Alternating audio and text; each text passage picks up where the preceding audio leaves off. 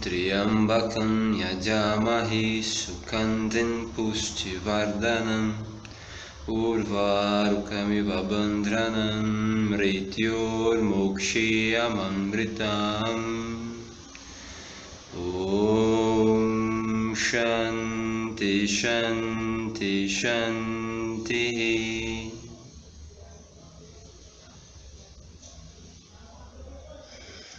Namastê, pessoal. Possivelmente alguns de vocês já devem ter escutado esse mantra durante algumas aulas, durante algum momento de relaxamento. E esse mantra ele é bastante auspicioso para o momento. Ele é um mantra que fala sobre a nossa vitória sobre a morte, né? Então o mantra ele diz Om Triambakam, né? Aquele que tem 3 olhos, ele se remete a Shiva,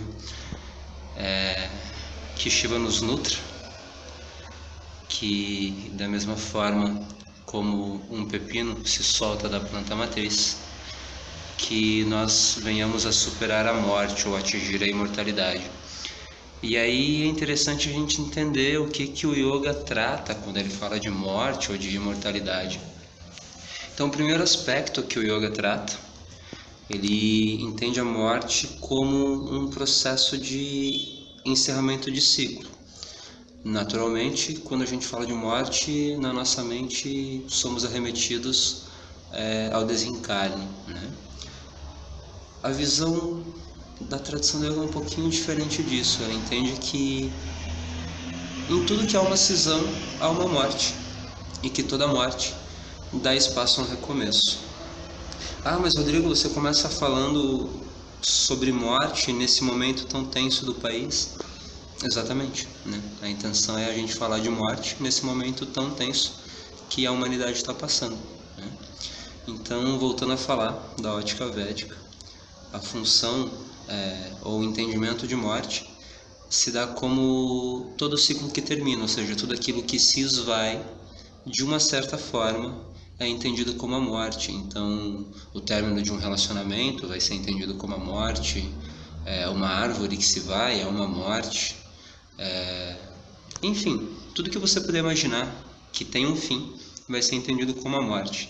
E aí os Vedas ainda dizem que todo medo deriva do medo da morte, ou seja, todo medo deriva do medo de perder algo, né? Então os nossos apegos e as nossas posses estão intimamente ligadas com essa ideia de morte, e todos os medos que a gente tem supostamente derivam dessa ideia, desse medo da morte ou desse medo dos vários fins que possam surgir ao longo do tempo.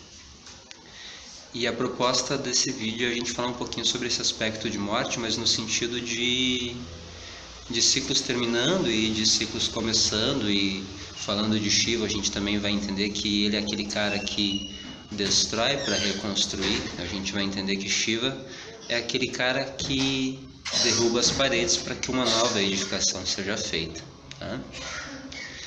E lendo a Bhagavad Gita, a gente vai chegar a um entendimento bastante interessante, que é o entendimento de que se você nasceu, naturalmente você vai morrer, tá? Então, bem como você ganha a vida, junto com a vida você ganha também a morte. E existe um espaço entre vida e morte. E nesse espaço entre vida e morte, na Bhagavad Gita é dito que você vai ter alguns companheiros de bagagem, que é dor, que é sofrimento, e se você tiver sorte, é velhice, tá? E na Gita aponta esse valor quando Krishna está ordenando ou orientando o Arjuna na sua batalha interna. E aí a gente vai desdobrar esse texto, esse valor, esse entendimento entre vida, dor, entre nascimento, dor, sofrimento, velhice e morte. E aí ele usa ainda o termo anurdashana, ou seja, algo que vai se repetir, né? Tudo isso vai se repetir. Ou seja, a Gita está falando de samsara nesse momento, né? Então voltamos ao objetivo. Se você nasceu, você vai morrer. Fato. Entre nascimento e morte tem dor, sofrimento e com sorte velhice. Ponto. E agora, o que eu faço com essa informação? Se eu sei que entre nascimento e morte eu tenho esses 3 companheiros de bagagem, cultivar esse valor vai exatamente na direção de eu saber o que fazer nesse meu tempo, né? Então, se tudo dentro do universo vive sob uma ordem, e essa ordem nesse momento a gente vai chamar de a ordem de Ishvara, né? Uma folha cai de uma árvore respeitando essa ordem, respeitando essa matemática, né? Como no mantra foi mencionado, né? Um pepino se desprende da sua árvore de fruto, da sua planta-mãe, respeitando essa ordem de Ishvara, né? A gente pode até fazer um link aqui com os cristãos, embora não seja esse o tópico do vídeo, mas na Bíblia diz que uma folha só se desprende da árvore com a permissão de Deus, né? São visões semelhantes ao mesmo tempo antagônicas, porque o yoga ele não trata de um Deus, mas ele trata de uma ordem que sustenta o universo, e essa ordem você pode sim chamar de Deus, sem o menor problema. Então, da mesma maneira que existe essa ordem que sustenta o universo, dor, sofrimento e velhice fazem parte dessa ordem naturalmente. Seria no mínimo egoísmo acharmos que devemos viver eternamente, tá? Mas o mantra fala sobre superar a morte, fala sobre trazer a imortalidade. Então a gente vai entender novamente um outro aspecto desse mantra. Esse mantra ele fala também sobre a situação ou a relação clareza e ignorância, tá? Então superar a morte, superar a relação que se tem com apego às coisas, trazer a imortalidade no sentido de ser livre. E o mantra ele aponta um pouco nessa direção. E o que tem a ver com a Bhagavad Gita, esse mantra? Tem tudo a ver, tá? Se você entende que esse apelo à não morte, na verdade, ele é um apelo ao desapego, um desapego não no sentido da materialidade apenas, mas um desapego no entendimento de que você não detém controle das coisas, então você entende que você não busca resultados, mas você busca ações e se contenta com o resultado dessas ações. E aí que está a grande sacada de cultivar esse valor. É você entender que, ainda que você não venha gerir os resultados, você precisa agir da sua melhor forma, pressupondo que essa sua ação possa trazer algo que seja bom para todo mundo, tá? Pressupondo, porque isso não é garantia. Eu dar o meu melhor não significa que o meu melhor vai satisfazer a todos. Essa é uma visão bem simplista da ótica desse valor e da ótica de todos os valores do yoga como um todo, tá? Voltando lá, dor, sofrimento e velhice. Os textos vão dizer que se a dor e o sofrimento te pouparem o suficiente, ou seja, se a dor e o sofrimento não te levarem para a morte, a velhice inevitavelmente vai te levar.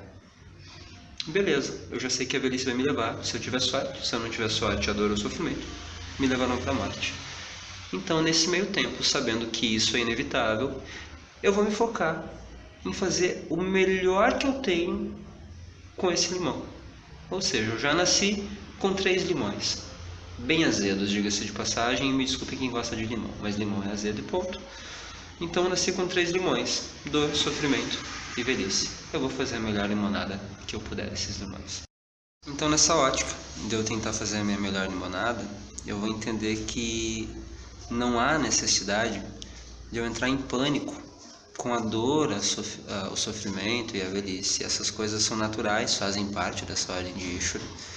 E a minha missão, né, o meu processo, o meu projeto, a minha intenção dharmica dentro desse processo, né, ou seja, a minha atitude de buscar um bem comum dentro desse processo, principalmente que a gente está vivendo no momento, vai na direção de eu saber que o pânico não vai me ajudar e que o pânico também não vai ajudar ou não vai me permitir ajudar outras pessoas, tá? Então, um valorzinho bem simples que me diz que dor, sofrimento, velhice e morte são inerentes à vida. Ele me explica no mínimo que eu não tenho como fugir de todos esses tópicos, mas que eu posso tentar viver ao máximo possível com harmonia, em harmonia com essas situações. E a gente sabe, sem tirar o pé do chão, que algumas situações realmente são intragáveis. Então, longe de mim querer pregar uma intenção peace and love, onde você vai ter que dizer namastê para a dor, namastê para o sofrimento, namastê para a morte. Não, não é isso. A intenção é que você olhe para esses processos como naturais e não se desespere, sabendo que, bem como o pepino cai do pé no tempo certo, sua vida só se vai no tempo certo.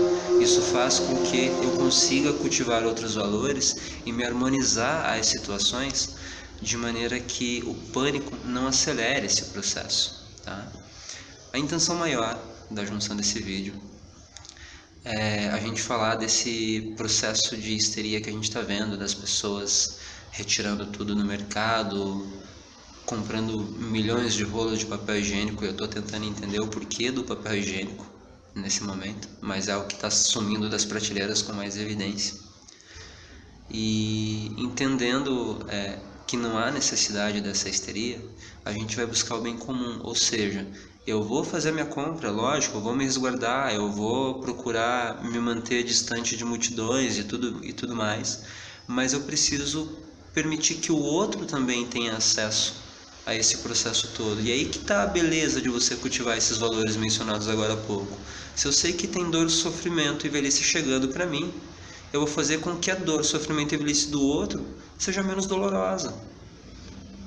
Nesse aspecto, a gente precisa linkar todos os valores e tudo aquilo que a gente aprende numa prática de yoga, que a gente aprende numa sala de yoga, com a ahimsa, com não causar dano ou com reduzir o dano que já existiu, tá?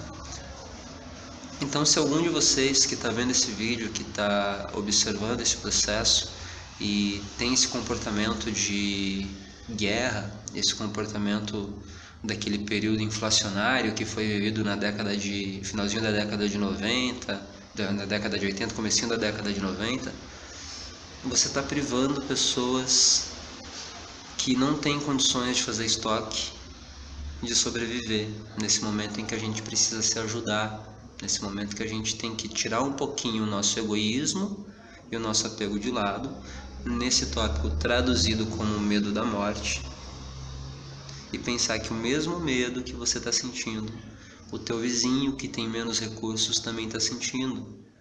E enquanto Dharma, você tem tudo a ver com ele. A tua vida vale tanto quanto a vida do teu colega do lado, a tua vida vale tanto quanto a vida daquele morador de rua que nem sabe o que está acontecendo. Nesse aspecto é bastante interessante que sim, você se precavenha, mas que você consiga permitir que o outro tenha acesso a essas precauções também, tá? E aí no finalzinho do mantra que eu cantei, como de costume na tradição védica, é cantado o mantra Shanti 3 vezes, e a palavra Shanti simboliza paz. E esse mantra ele é cantado 3 vezes de forma simbólica, trazendo um desejo de paz para os conflitos da natureza, para os conflitos dos relacionamentos e para os conflitos internos, tá? Não significa que cantar o mantra vai fazer o mundo entrar em paz, mas para que você tenha paz mental em relação aos conflitos da natureza, nesse momento o coronavírus é um desses conflitos, para que você tenha paz mental, clareza mental, para que você tenha o pé no chão, para que você não entre em histeria em relação aos conflitos dos relacionamentos, evidentemente, todo caos traz um desequilíbrio dos relacionamentos, e para que acima de tudo você encontre um estado de paz, um local de paz na sua mente para os teus conflitos internos, tá? Espero ter ajudado, e ao longo desse tempo aí talvez tenhamos que parar com as atividades coletivas, talvez não, como eu já mandei para alguns dos nossos alunos, e supondo que temos que parar ou que não tenhamos que parar, independente do que vier a acontecer, eventualmente a gente vai soltando algumas informações como essa para ver de que maneira os Vedas nos ajudam, os Shastras nos ajudam a lidar